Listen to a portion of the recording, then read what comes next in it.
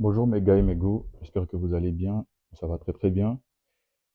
Vous me voyez toujours faire des trucs fashion, des trucs en lien avec la mode, mais peu de gens savent que j'ai aussi une autre passion qui est d'écrire des poèmes. Donc je vais faire une petite story time. Je vous explique pourquoi, comment et qu'est-ce que ça m'apporte dans la vie réelle. Donc pour commencer, j'ai eu cette passion très très tôt, la passion de savoir bien parler, bien exprimer ce qu'on ressent très très très tôt. Déjà petit, quand je dis petit, peut-être primaire, genre j'aimais écouter les profs parler, employer les bons mots, trouver toujours les bonnes définitions par rapport aux questions, vous savez, les questions qu'on nous posait. Qu'est-ce que c'est, qu'est-ce que c'est, qu'est-ce que c'est? Entendre les profs donner les bonnes définitions, les bons mots et les bons sons.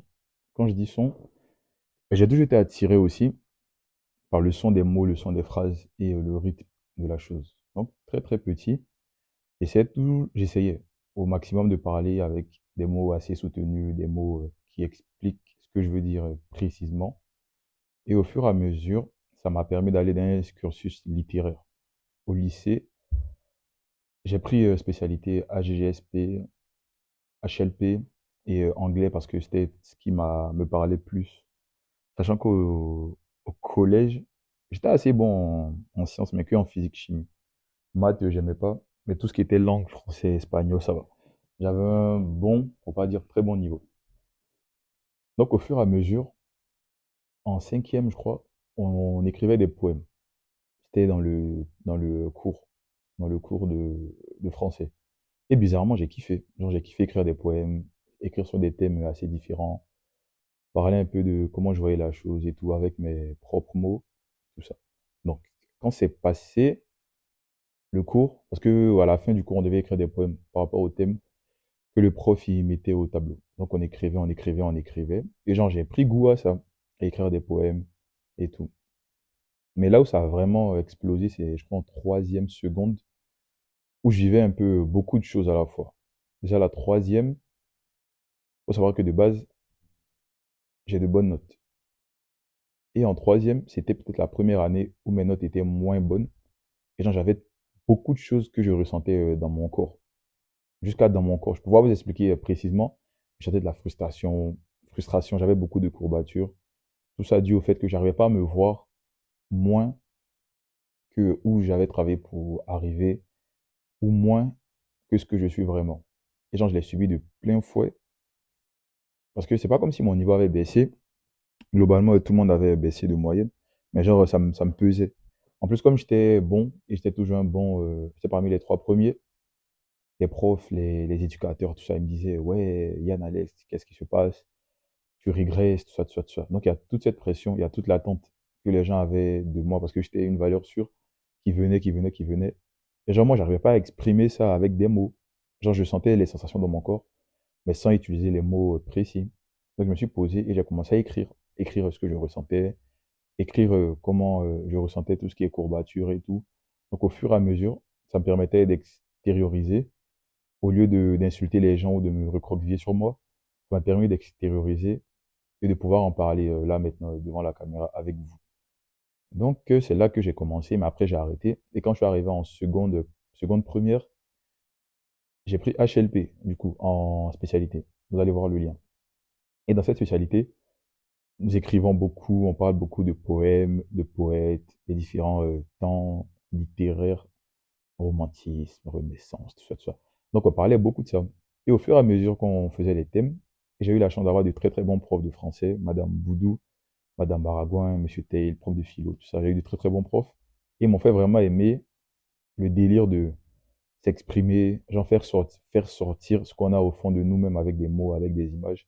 Parce qu'au fur et à mesure, genre j'avais pris goût à lire des poèmes que je comprenais même pas au début.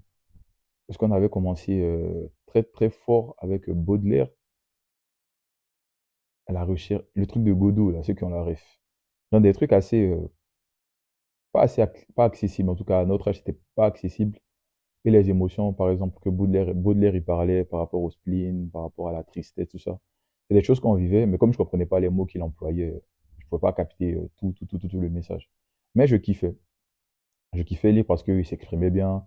Les phrases qu'il disait, ça avait un bon sens. Les rythmiques, tout ce qui est vers, allitération, dièse, les quatrains, alexandrins. Genre, il maîtrisait bien ça découpait, comme un texte du rap. C'est pour ça que j'aime Luvresol. À ce côté-là aussi chez lui. Et Alpha One. Passons. Donc, il écrivait, j'aimais, je regardais. En plus, ça m'a obligé à aller chercher la définition des mots, puisque la plupart des mots qu'il employait, il fallait le comprendre dans le sens du poème, il fallait le comprendre dans le sens de sa vie, et surtout, il fallait le comprendre dans le sens de la langue française au 19e, 20e siècle. Donc, c'était un quadruple travail que j'ai fait sur beaucoup de poèmes. Et à la fin, ça m'a permis aussi d'exprimer ce que je ressens avec le plus d'exactitude possible, quand c'est possible. Donc, à force de lire ça, et les profs, ils nous expliquaient que, en gros, ils racontaient leur vie à travers ce qu'ils vivaient. Et c'était pas, le but n'était pas forcément d'exprimer des choses que tout le monde ressentait. Et c'est là que je me sentais un peu proche d'eux, puisque nous, on n'exprime que ce qu'on ressent, notre mal-être à travers un type d'art. Et c'est pareil avec la musique. C'est la même chose, mais pas à la même forme. C'est la même chose. On exprime ce qu'on ressent, et les gens qui lisent ce qu'on écrit, genre, ils se connectent à ce qu'on dit, ils captent le délire, tout ça, et ça nous unit. Parce que tout le monde n'a pas la chance d'avoir le capital social. Le capital social, c'est l'éducation. Tout le monde n'a pas la chance d'avoir les capitales matériels. Qu'est-ce que c'est? C'est l'argent pour acheter des livres, l'argent pour acheter des dictionnaires, l'argent pour avoir une connexion, pour aller chercher les mots. Ils n'ont pas forcément le temps. Et ceux qui ont le temps, qui arrivaient à relier tout ça, ils arrivaient à écrire sur ce qu'ils ressentaient. Et les autres, ils arrivaient à mettre des mots sur ce qu'ils ressentaient. Donc, j'ai lu ça. Goethe, Marguerite Yourcenar avec tout ce qui est autobiographie. Genre plein de types comme ça, niveau 20e siècle, tout ce qui est romantisme. Plein de gens assez troublés, mais qui arrivaient soit par la peinture, soit par l'écriture, à exprimer en tout cas le plus parfaitement ce qu'ils exprimaient. Et à force de lire Baudelaire et les autres poètes qu'on a lus en classe, j'ai commencé à buter sur un poème de Baudelaire, l'Albatros, qui m'a vraiment fait tiquer. Genre ce sentiment qu'on a tous, je pense la plupart, ceux qui sont ambitieux, on a l'impression qu'on n'est pas à notre place. Ou lorsqu'on est dans un environnement où les gens ne sont pas créatifs comme nous, les gens ne comprennent pas forcément nos avis sur certaines choses, ou ne prennent même pas le temps d'écouter, ils préfèrent avoir leur avis sur la chose sans écouter ce que l'autre a à penser. On a cette impression d'avoir la tête dans les nuages, mais les pieds sur le sol, et on est en décalage avec le monde qui nous entoure. Et moi, je le ressentais à fond, à fond, à fond. Et genre, le fait de lire Albatros de Baudelaire, ça m'a fait un tic dans ma tête. Je me suis dit, ah ouais, genre 20e siècle, il y a un gars perdu, paumé, bizarre, qui a des valeurs douteuses, qui pense comme moi. Et au fur et à mesure, c'est vraiment le 20e, 19e siècle qui m'a euh, qui m'a fait tiquer, qui m'a fait tiquer. En plus, comme j'avais des profs qui étaient beaucoup sur tout ce qui est éloquence, qui essayaient de mettre un peu les Grecs et l'origine même des courants littéraires, on a beaucoup parlé un peu de tout ce qui est Grèce, Antiquité, tout ça, tout ça. Donc ça m'a fait comprendre que l'art, en général, c'était vraiment un moyen d'expression, de cathartique. Ça permettait de soulager un peu on va dire nos seums qu'on avait, qu'on ne pouvait pas exprimer publiquement. Et le fait de voir des gens, par exemple, ceux qui ont l'envie de, je sais pas, de se battre parce ils veulent s'en sortir, le fait de voir des gens, par exemple au théâtre, qui se battent, ça permet d'extérioriser ça. Et sachez, si vous ne saviez pas, lorsque certaines pièces étaient jouées à l'Antiquité, pendant l'Antiquité, il y a des gens qui pleuraient devant les scènes parce que ce qu'ils ressentaient, ça permettait de soulager ça. Genre de voir peut-être le mal qu'il y avait derrière leur passion. Par exemple, si quelqu'un il est en crush sur la femme de son pote ou la femme de son frère, le fait de voir un truc d'adultère qui finit mal, où le gars il finit brûlé, genre il va voir que ce qu'il veut c'est pas bien, ça va le guérir et il va peut-être arrêter. Je sais pas si ça marchait pour tout le monde, mais vous avez un peu l'idée.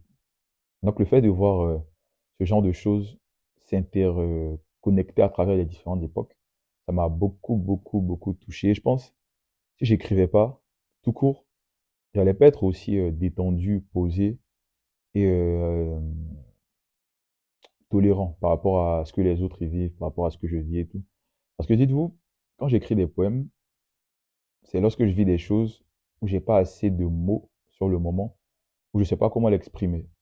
Parce que la plupart des émotions qu'on vit, moi dans ma tête, je vois les émotions comme des images ou des mélanges de plein de choses, quoi. Par exemple, si tu fermes tes yeux, tu laisses ta pensée circuler, je sais pas, tu peux voir le noir parce que tu as fermé tes yeux, tu peux voir des petits trucs qui bougent, tu sais pas ce que c'est.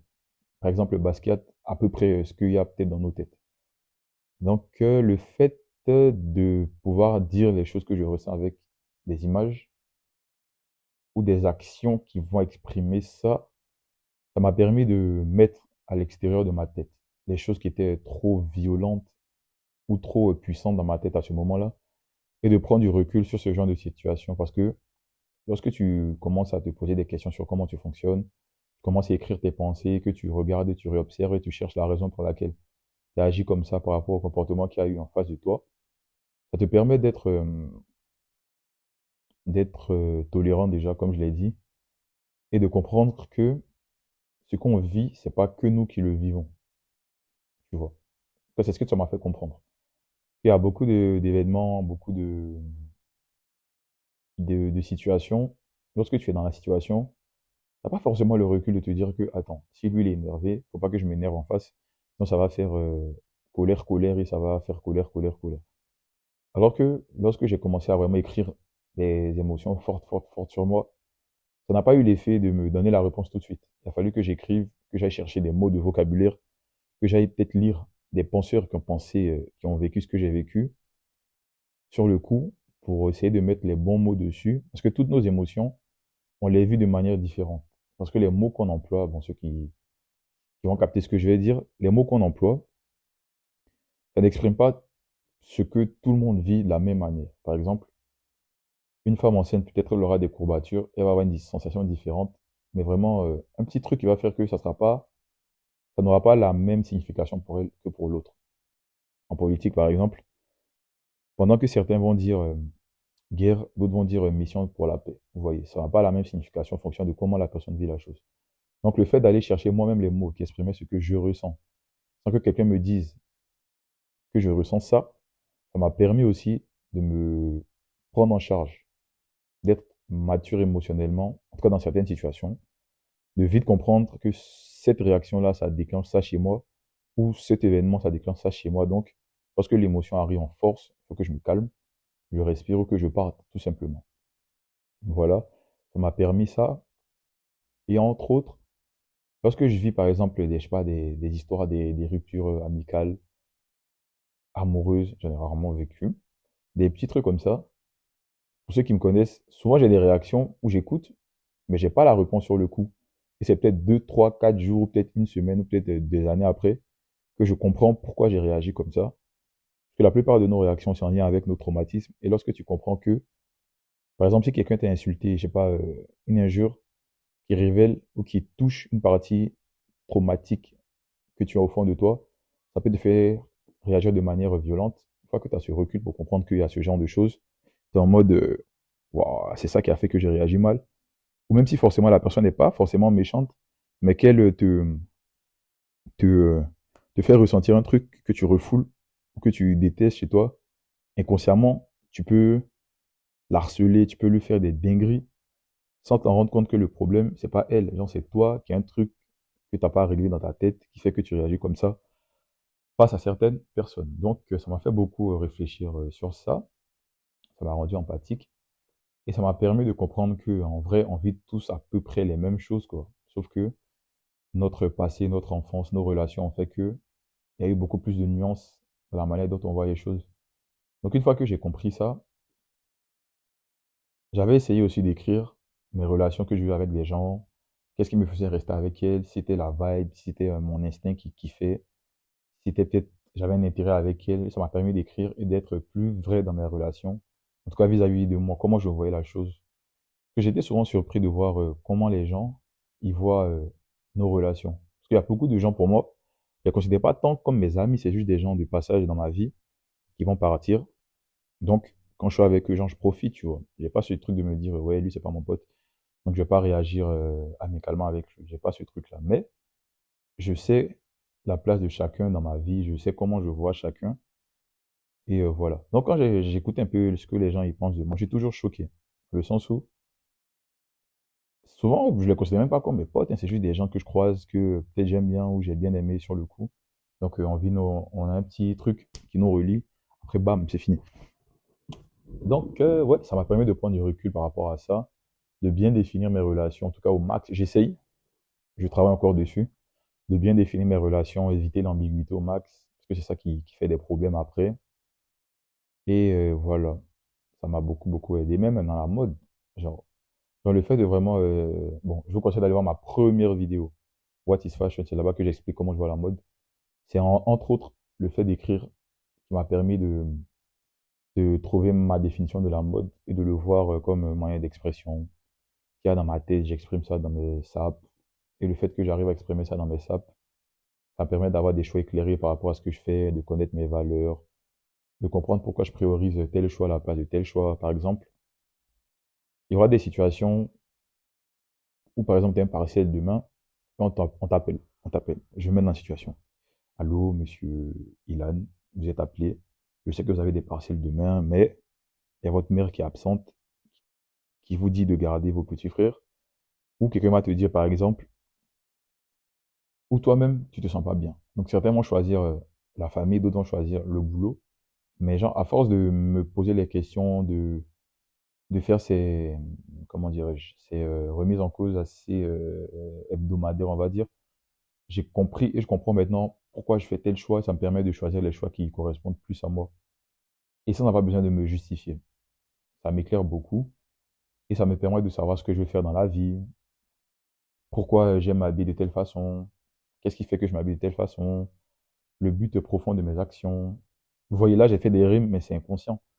Bref. Et entre autres, avec tout ça, dans la mode, c'est vraiment le prolongement de ce que j'ai appris en écrivant des poèmes, en écrivant sur moi, en écrivant sur les grosses phases de ma vie, me posant des questions. Ça m'a permis de me redécouvrir sur un autre angle, même dans mes relations avec les gens. Ça m'a permis de comprendre que tout le monde n'est pas pareil. Donc avec certaines personnes, il faut avoir une certaine manière de parler. Avec certaines personnes qui ont certains manques de confiance ou certains vices, il faut savoir danser avec le bon pied. Tu peux ne pas les aimer foncièrement, mais si vous êtes obligé de communiquer, ben vous communiquez. Tout ça, quoi. Donc en soi, ça m'a permis de, entre guillemets, de mieux réagir à certaines situations avec du recul, ou même le fait de ne pas parler quand il y a certaines choses, quand je sais que j'ai pas la réponse ou quand je sais que je pourrais pas aider au max. Donc ça m'a beaucoup, beaucoup, beaucoup aidé sur ce côté-là. Et même le fait d'avoir des poèmes et de l'écrire. J'ai une page de poèmes sur Insta. Yano is writing verse. Ça m'a permis aussi de voir que ce que je vivais, genre, j'étais pas fou. Genre, j'étais pas crazy. Il y a des gens qui vivent ça aussi. Il y a des gens qui n'ont pas les mots dessus. Et le fait que je puisse mettre les mots sur cette chose, ça m'a fait comprendre l'impact de ce que je faisais, des mots que j'employais pour définir ce que j'employais. Parce que c'est des émotions assez confuses dans ma tête. C'est des sensations littéralement que j'essaie de mettre les mots que j'ai ressentis dessus. Et lorsque les gens qui vivent peut-être ce que j'ai vécu ou peut-être de la même manière, ils le lisent, genre ça les connecte, ça se dit, ah ouais, c'est ce que j'ai vécu. Et peut-être ça les aide aussi, quoi, à voir qu'ils sont compris, même s'ils sont pas sociables. Le fait de voir que quelqu'un écrit proprement ce que tu vis, ça te connecte un peu. Ça te connecte. Et dans mes poèmes, je donne très très rarement de conseils par rapport à comment gérer les émotions. J'exprime juste. Et une fois que c'est exprimé, c'est comme un problème. Quand tu vas chez le médecin, par exemple, il va te demander les symptômes, qu'est-ce que tu vis, t'as mal où, pour pouvoir mettre le bon mot et trouver la bonne maladie que tu as, te prescrire les bons médicaments. Et le poème, l'écriture, entre autres, c'est ça. Tu mets les bons mots, ce que tu ressens, et après, tu peux régler ça. Si c'est un problème, tu peux mettre des trucs en œuvre pour arranger la situation. Donc, c'est dans ce délire-là. Voilà, voilà. Et ça m'aide quotidiennement de manière sociale, relationnellement. Ça m'aide énormément. Donc voilà. Et ça me permet aussi de bien m'exprimer, de bien mettre les virgules quand je parle, d'avoir le bon ton avec certaines personnes et d'éviter des quiproquos ou souvent de réagir émotionnellement à certaines situations. Parce que maintenant, je réagis moins émotionnellement à beaucoup, beaucoup de réactions des autres de situations. Parce qu'il y a des gens, bon, malheureusement, ils n'ont pas le recul, donc ils peuvent te dire des dingueries, peut-être qu'ils le pensent, mais si tu réagis violemment, ça va faire une escalade, escalade, escalade de violence ou de haine. et après on n'évolue pas, quoi. Voilà. Parce que souvent aussi la maturité, c'est ça, c'est se taire au bon moment, écouter la personne. Peut-être si la personne c'est un ennemi, par exemple, il va commencer à t'insulter, tu vas capter ses vraies intentions, pourquoi il est avec toi. Et ça, c'est un truc de maître. C'est pour ça que les grands hommes politiques, les gens qui parlent pas beaucoup, ils observent beaucoup. Ça m'a permis aussi, également, d'avoir un sens de l'observation très très aigu. Quand j'observe un peu ce que les gens ils disent, ce que j'écoute très très rarement ce que les gens ils disent par rapport à eux-mêmes. Je vois comment ils réagissent, comment ils parlent aux gens, des détails, quoi. En tout cas, des trucs pragmatiques, des trucs, entre guillemets, palpables. Donc, ça m'a permis d'avoir un bon sens de l'observation. Puisque pour être un bon observateur, je pense, avant tout, c'est de toi à toi-même. Genre comprendre comment tu fonctionnes, comment tu réagis, va te permettre aussi de beaucoup travailler sur un sujet. Et une fois que tu maîtrises un sujet, tu arrives à détecter, en te mettant à l'extérieur de toi-même, détecter comment les gens fonctionnent. Et même dans mes discussions, j'essaie vraiment d'être connecté à la personne en face. Genre de m'oublier pour me connecter avec la personne et pour que la relation qu'on a soit fusionnelle, soit vraiment, c'est un truc d'âme à âme, quoi. Et c'est ce qui manque un peu, je trouve, dans nos relations. C'est trop superficiel. On peut se voir, discuter, rigoler, et tout, mais souvent il faut se poser, genre se connaître, quoi, entre guillemets. Donc voilà, c'est comme ça que je vois la chose, globalement. Et ça m'a beaucoup, beaucoup aidé. Et ça m'a permis peut-être d'être à l'aise à vous parler de ça tranquillement. Parce que là, je sais pas combien de temps ça va prendre, la vidéo. Mais ouais, là, j'en parle chill, de manière assez détendue et sans trop bégayer. Parce que c'est un truc que j'aime et que je vais continuer à faire pendant longtemps, longtemps, longtemps, longtemps. Donc si vous voyez que vous me faites un truc, que je réagis un mois après, c'est parce que sur le coup, peut-être je voulais vous insulter, mais j'ai vu que c'était pas la bonne chose à faire. Et ça m'a permis comment dirais-je, de me dire non, faut pas l'insulter, prends ton temps, calme-toi. Qu'est-ce que dans ce qu'elle a dit t'énerve? Ou qu'est-ce que ce mot-là t'évoque? Pourquoi ce mot-là précisément te touche? Et ça m'a permis ouais, bon, tout ce que j'ai dit auparavant, quoi, ça m'a aidé, ça m'a permis d'être, en tout cas, d'être le plus possible juste selon mes valeurs quand il y a des situations, quand il faut prendre parti sur certaines choses. Donc, voilà, voilà, voilà. En tout cas, lisez. Si vous aimez, écrivez des poèmes. Il y a Lana qui écrit des poèmes aussi. Voilà. Écrivez, écrivez, écrivez. C'est important. C'est pas un truc de nerd, c'est pas un truc d'intello. C'est important. Quand t'as pas les bons mots pour expliquer ce que tu vis, tu deviens très, très facilement violent. Puisqu'on veut tous se faire entendre dans la société. D'autres vont le faire par leur travail, par leur relation, par leur succès, par leur arrogance. En tout cas, tout le monde veut exister, quoi. Et genre, le fait d'écrire, ça permet d'exister, de te comprendre, de savoir vraiment ce que tu veux. Ça t'évite peut-être de rater une grande partie de ta vie dans tout ce qui est se casser la tête et tout. Parce que je pense que le fait que j'ai eu ce déclic-là très très tôt, ça va m'éviter, j'espère, dans le futur, beaucoup de périodes grosses remises en question et tout. Je pense plus tôt tu l'as, plus longtemps tu vis bien et moins de problèmes tu as par rapport à ça, quoi, crise existentielle, tout ça et tout. Voilà. Voilà un peu le sujet de ce vendredi. J'espère que vous avez kiffé. Ceux qui viennent d'arriver, merci de regarder. Voilà. Ça m'a fait plaisir d'en parler. Et j'espère que ça va inspirer certains à se lâcher, quoi. Genre, écrivez ce que vous voulez, si vous voulez poster. Il y a beaucoup de gens qui disent ce que vous refoulez, ce que vous cachez, ce que vous vivez dans vos chambres. Il y en a plein, plein, plein, plein, plein. Genre, on est tous connectés. Il faut juste que quelqu'un fasse un truc qui va montrer aux autres que, ah ouais, je suis pas le seul à vivre cet événement, cette situation, ce sentiment, tout ça, tout ça. Voilà, voilà. En tout cas, prenez soin de vous. C'était une petite story time. Je sais pas, je pense là, ça fait 20 minutes peut-être. Je sais pas, mais voilà un peu ce que j'avais à dire par rapport à ça. Donc, prenez soin de vous. Merci.